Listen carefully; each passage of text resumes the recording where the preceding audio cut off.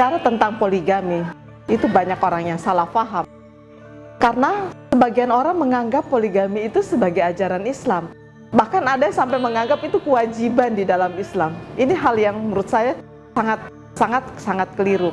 Mengapa? Karena poligami itu terjadi di berbagai bangsa. Dia dilakukan oleh orang-orang Cina di zaman dahulu kala, di zaman Cina kuno, oleh orang-orang India kuno, oleh orang-orang Mesir kuno. Bahkan itu sudah terjadi dan dipraktekkan secara luas jauh sebelum Islam lahir di Arab Saudi abad ke-7.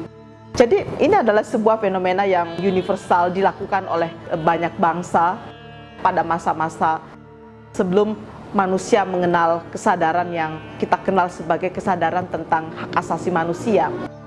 Menarik bahwa dalam masyarakat Muslim sendiri banyak orang menganggap bahwa ya poligami itu dilakukan karena Nabi sendiri melakukannya, kira-kira seperti itu. Jadi alasannya adalah ikut sunnah Nabi. Padahal dalam realitas sejarah itu diungkapkan bahwa Nabi itu baru berpoligami itu setelah istri pertama yang Nabi hidup bersamanya, Khadijah binti Khuwailid, itu selama 28 tahun. Sementara Nabi itu hidup dalam masyarakat yang poligam. Jadi masyarakat Arab jahiliyah itu adalah masyarakat yang poligam. Bahkan poligaminya itu tidak terbatas sedikit pun.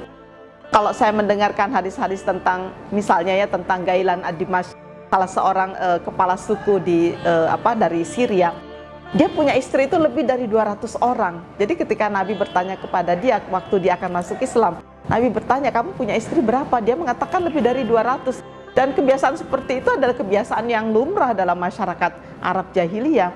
Artinya saya ingin mengatakan bahwa Nabi itu hidup dalam masyarakat jahiliyah yang tradisinya itu adalah poligami. Tetapi kenapa Nabi memilih mempraktekkan perkawinan yang monogam? Yang monogami selama 28 tahun bersama Khadijah, istri pertamanya. Bukan tidak ada orang atau tidak ada sahabat yang menyarankan Nabi untuk menikah lagi supaya sama dengan kebiasaan jahiliyah pada waktu itu. Nabi mengatakan nggak bisa, saya nggak bisa menduakan Khadijah. Khadijah terlalu mulia untuk saya sakiti. Artinya Nabi tahu bahwa poligami itu menyakiti perasaan perempuan. Jadi Nabi selalu menolak anjuran atau juga dorongan dari sahabat-sahabatnya. Biasalah sahabat-sahabat datang, ya Rasul, Anda kok tidak kawin lagi, kira-kira seperti itu. Padahal semua alasan untuk menikah ada pada diri Rasul. Dia seorang yang tampan, berbudi luhur, ya, memiliki akhlak yang mulia dan disenangi oleh banyak orang, termasuk juga oleh para perempuan. Tetapi Nabi tidak bergeming sedikit pun. Ya, ini satu tanda bahwa Nabi ingin menunjukkan kepada masyarakat Arab yang baru berubah ketika itu bahwa kehidupan monogami itu jauh lebih indah dari perkawinan poligami yang dilakukan oleh masyarakat jahiliyah ketika itu.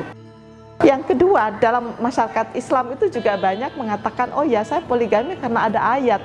Dia lupa bahwa ayat itu tidak dibaca secara utuh. Memang ada ayat yang berbunyi fankihu ma taba lakum minan nisa masna wa thulatha wa ruba'a. Ya, tetapi jangan lupa, jangan dibaca hanya sampai di situ saja. Kelanjutan ayat itu mengatakan wa illam ta'dilu fawahida. Kalau kamu nggak mampu berbuat adil, satu saja. Tetapi jangan lupa bahwa ayat-ayat ini dibaca di dalam sebuah konteks yang lebih yang lebih komprehensif. Bahwa yang dimaksudkan dalam ayat-ayat itu adalah berkaitan dengan perlindungan terhadap anak-anak yatim. Bahwa kita harus berbuat adil, harus berlaku jujur kepada anak-anak yatim. Karena itu ya bukan moral message-nya itu adalah poligami, tetapi bagaimana memberikan proteksi dan perlindungan terhadap anak-anak yatim. Karena itu saya melihat bahwa kalaupun poligami itu dilakukan, itu adalah dalam satu tarikan nafas dengan perlindungan terhadap anak-anak yatim.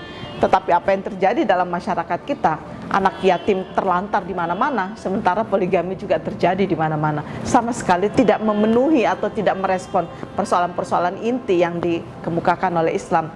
Tetapi yang ingin saya garis bawahi dalam hal ini adalah bahwa dalam realitas sosial, poligami itu menimbulkan banyak sekali problem. Pertama ya, problem penelantaran anak. Karena kami juga bekerja dengan banyak shelter perlindungan anak. Kami melihat bahwa anak-anak korban poligami itu banyak sekali.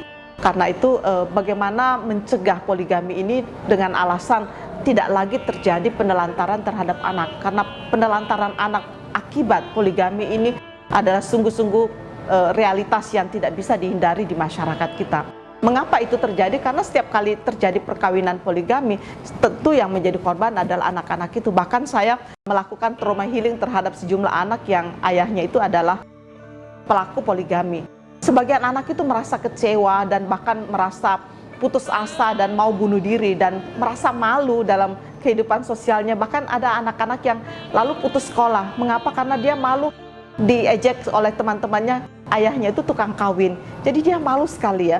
Karena itu saya mengatakan kepada semua pelaku poligami, baik laki maupun perempuan, Anda itu jangan egois. Pertimbangkanlah perasaan anak-anak, perasaan orang tua Anda. Karena banyak juga orang tua yang merasa malu anak-anaknya melakukan poligami, apakah itu laki atau perempuan. Jadi orang tua itu merasa malu punya anak yang pelaku poligami. Karena itu mari kita mempertimbangkan perasaan orang-orang di sekitar kita, perasaan orang tua kita, perasaan anak-anak kita yang menjadi korban akibat ketidakmampuan kita menjaga syahwat. Dan yang ketiga, menurut saya dampak buruk dari poligami selain dari penelantaran anak itu terjadi cekcok ya, dan juga pertikaian antar keluarga. Jadi biasanya dari keluarga istri yang satu dan keluarga istri yang kedua itu biasanya nggak rukun, dan ini menimbulkan, penelitian mahasiswa saya di Cinere itu menyimpulkan ini dengan luar biasa, bagaimana terjadi konflik di antara keluarga akibat perkawinan poligami.